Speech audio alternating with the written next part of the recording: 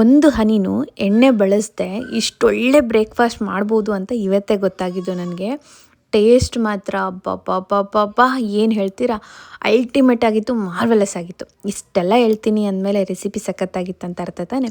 So recipe ಏನಪ್ಪ ಅಂದರೆ ಸಬ್ಬಕ್ಕಿಯಿಂದ ಅವ್ರೆ ಕಡುಬು ಹಾಗೆ ಜಾಮಕಾಯಿ ಚಟ್ನಿ ಮಾಡಿದ್ವಿ. ಸೂಪರಾಗಿತ್ತು ಟೇಸ್ಟ್ ಮಾತ್ರ. ರೆಸಿಪಿಗೆ ಹೋಗೋಣವಾ? ಫಸ್ಟ್ ಶೇಂಗಾನ ಸ್ವಲ್ಪನೇ ಹುರ್ಕೋಬೇಕು, ಜಸ್ಟ್ ಸಿಪ್ಪೆ ತೆಗಿಯೋಕ್ಕೆ ಬರಬೇಕಷ್ಟೆ. ಈ ಥರ ಎಲ್ಲ ಮ್ಯಾಶ್ ಮಾಡಿಕೊಂಡು ಅದನ್ನು ಸಿಪ್ಪೆ ತೆಗೆದುಬಿಡಬೇಕು. 1 ಕಪ್ಪಷ್ಟು ನಾವು ಸಬ್ಬಕ್ಕಿ ತೊಗೊಂಡಾಗ 1 ಕಪ್ಪಷ್ಟು ಶೇಂಗಾ ತೊಗೊಂಡು ಚೆನ್ನಾಗಿ ಹುರ್ಕೋಬೇಕು.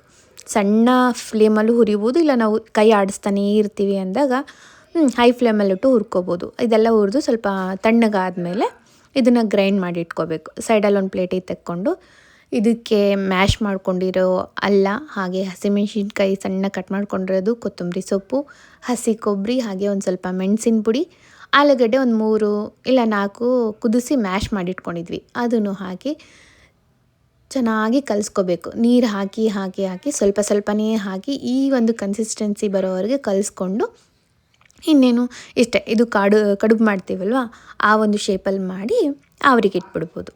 ನಮಗೆ ಕಡುಬು ಅಂತೂ ಸಖತ್ತಾಗಿ ರೆಡಿಯಾಗಿರುತ್ತೆ. ಇದಕ್ಕೆ ಜಾಮಕಾಯಿ ಚಟ್ನಿ ಅಂತೂ ಸೂಪರಾಗಿತ್ತು ಕಾಂಬಿನೇಷನು. ಫಸ್ಟ್ ಟೈಮ್ ನಾನು ಆ್ಯಕ್ಚುಲಿ ಜಾಮಕಾಯಿ ಚಟ್ನಿ ಮಾಡ್ತಾ ಇರೋದು. ನನಗಂತೂ ಇಷ್ಟ ಆಯ್ತಪ್ಪ. ಮಿಕ್ಸಿ ಜಾರ್ಗೆ ಜಾಮಕಾಯಿ ಹಾಕ್ಕೊತಾ ಇದ್ದೀನಿ. ಆಮೇಲೆ ಹಸಿಮೆಣ್ಸಿನ್ಕಾಯಿ, ಪುದೀನ, ಅಲ್ಲ, ಒಂದು ಸ್ವಲ್ಪ ನಿಂಬೆ ರಸ, ನೀರು, ಉಪ್ಪು ಹಾಕೋದು ಮರ್ತ್ಬಿಟ್ಟಿದ್ದೆ, ಲಾಸ್ಟಲ್ಲಿ ಹಾಕಿದೆ. ಇದನ್ನೆಲ್ಲ ಗ್ರೈಂಡ್ ಮಾಡ್ಕೊಂಡ್ಬಿಟ್ರೆ ಚಟ್ನಿ ರೆಡಿಯಾಗಿರುತ್ತೆ. ಬಿಸಿ ಬಿಸಿ ಇದ್ದಾಗ ಸರ್ವ್ ಮಾಡ್ಕೊಂಡು ತಿಂತಾ ಇದ್ದರೆ ಏನಂತೀರಾ. ಬಾಯ್.